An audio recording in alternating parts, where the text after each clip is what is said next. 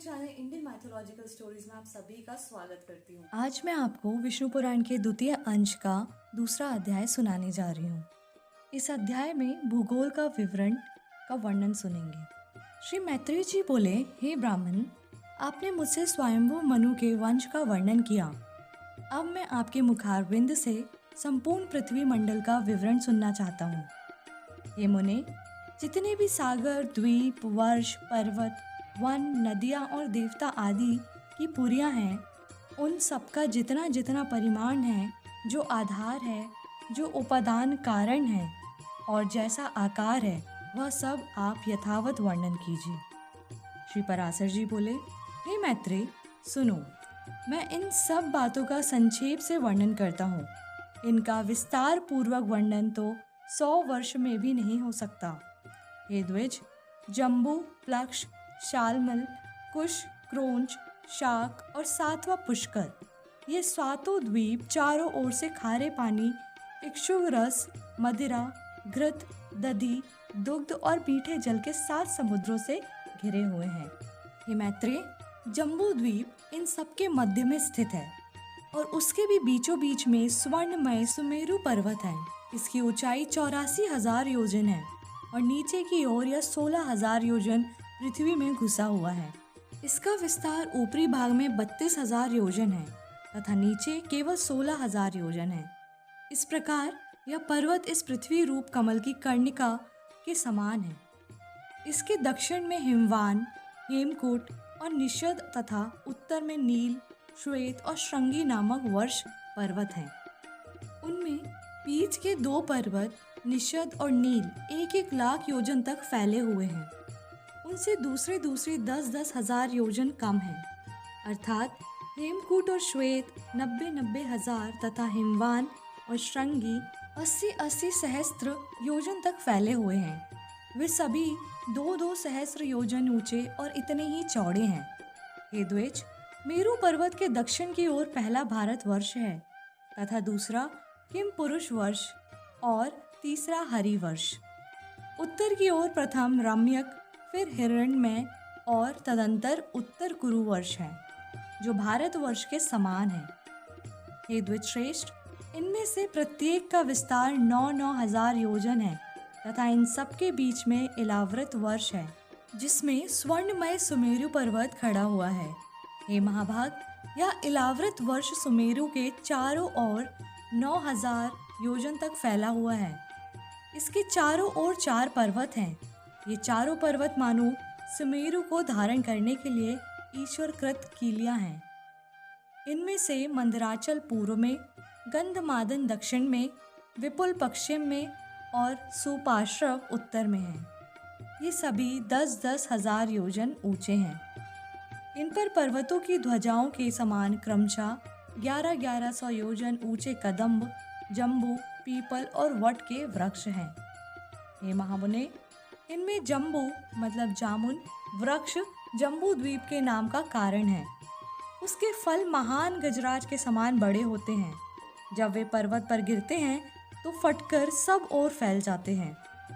उसके रस से निकली जम्बू नाम की प्रसिद्ध नदी वहाँ बहती है, जिसका जल वहाँ के रहने वाले पीते हैं।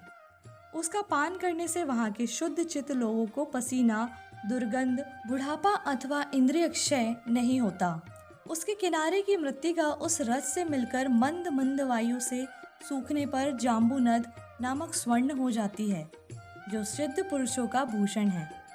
मेरु के पूर्व में भद्राश वर्ष और पश्चिम में केतुमाल वर्ष है तथा हे मुनि श्रेष्ठ, इन दोनों के बीच में इलाव्रत वर्ष है। इसी प्रकार उसके पूर्व की ओर चैत्र रथ, दक्षिण की ओर गंधमादन, पश्चिम की ओर बैभराज और उत्तर की ओर नंदन नामक वन है तथा सर्वदा देवताओं से सेवनीय अरुणोद, महाभद्र, अशितोद और मानस, ये 4 सरोवर हैं। हे मैत्रेय, शीतांब, कुमुंद, कुरुरी, माल्यवान तथा वैकंक आदि पर्वत मेरु के पूर्व दिशा के केसराचल हैं। त्रिकुट, शिशिर, पतंग, रूचक और निषाद आदि केसराचल उसके दक्षिण ओर हैं। शिखीवासा, वैडूर्य, कपिल, गंधमादन और जारुदी आदि उसके पाश्चिमीय केसर पर्वत हैं। तथा मेरु के अति समीपस्थ इलाव्रत वर्ष में और जठरादि देशों में स्थित शंखकूट, ऋषभ, हंस, नाग तथा कालंज आदि पर्वत उत्तर दिशा के केसराचल हैं। हे मैत्रेय, मेरु के ऊपर अंतरिक्षा में 14 सहस्त्र योजन के विस्तार वाली ब्रह्मा जी की महापुरी ब्रह्मपुरी है। उसके सब ओर दिशा एवं विदिशाओं में इंद्रादि लोकपालों के 8 अति रमणीक और विख्यात नगर हैं। विष्णु पादोपदवा श्री गंगा जी चंद्रमंडल को चारों ओर से आप्लावित कर स्वर्गलोक से ब्रह्मपुरी में गिरती हैं। वहाँ गिरने पर वे चारों दिशाओं में क्रम से सीता, अलकनंदा, चक्षु और भद्रा नाम से 4 भागों में विभक्त हो जाती हैं। उनमें से सीता पूर्व की ओर आकाश मार्ग से एक पर्वत से दूसरे पर्वत पर जाती हुई अंत में पूर्व स्थित भद्राश्रव वर्ष को पार कर समुद्र में मिल जाती है। इसी प्रकार हे महामुने, अलकनंदा दक्षिण दिशा की ओर भारतवर्ष में आती है और 7 भागों में विभक्त होकर समुद्र में मिल जाती है। चक्षु पश्चिम दिशा के समस्त पर्वतों को पार कर केतुमाल नामक वर्ष में बहती हुई अंत में सागर में गिर जाती है। तथा हे महामुने, भद्रा उत्तर के पर्वतों और उत्तर कुरु वर्ष को पार करती हुई उत्तरी समुद्र में मिल जाती है। माल्यवान और गंधमादन पर्वत उत्तर तथा दक्षिण की ओर नीलांचल और निषद पर्वत तक फैले हुए हैं। उन दोनों के बीच में कर्णिकाकार मेरु पर्वत स्थित है।